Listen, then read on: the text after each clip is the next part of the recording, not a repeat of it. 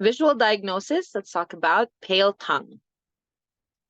A tongue will be pale when there's not enough blood circulating in it. This may be due to there being too little blood in the body in general, like blood deficiency and possibly Qi deficiency, there being too little Qi or Yang to transport blood up to the tongue, or there being something cold, for example, that is blocking blood from reaching the tongue. It is necessary to compare the color of the tongue with the shape of the tongue body, as well as the coating and the moistness of the tongue, in order to determine which pattern is involved. Blood deficiency will make the tongue not just pale, but also thin and dry. There's a rare situation in which Yang deficiency can also result in a pale and dry tongue. This is when the Yang is so weak that it is unable to transport fluids and blood up to the tongue, and therefore the tongue is dry. A Yang deficiency tongue will not only be pale, but it will also be swollen and wet, as will a Qi deficiency tongue.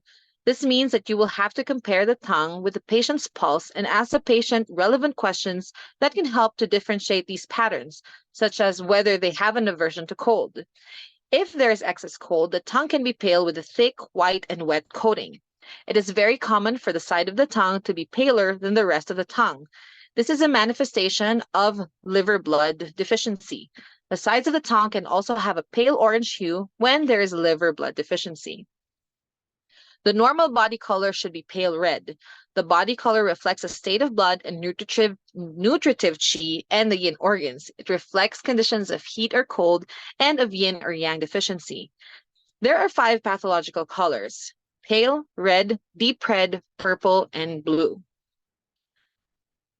When there's an abnormality, the tongue will be pale, slightly red or bloodless in color, thin, small, pale tongue. There's plump, tender, and pale tongue as well. The clinical significance to it could be illness of deficiency or cold, deficiency of both blood and Qi, or deficiency of Yang Qi.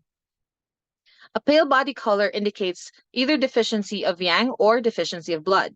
In deficiency of Yang, the tongue is also usually slightly too wet since deficient Yang Qi fails to transform and transport fluids. In deficiency of blood, the tongue tends to be somewhat dry. If the sides of the tongue are especially pale, or in severe cases slightly orange, it indicates deficiency of liver blood. So you can see in this picture. If the sides of the tongue are especially pale, or in severe cases slightly orange, it indicates deficiency of liver blood.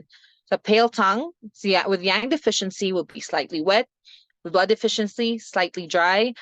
Pale sides is liver blood deficiency, and orange sides are severe liver blood deficiency.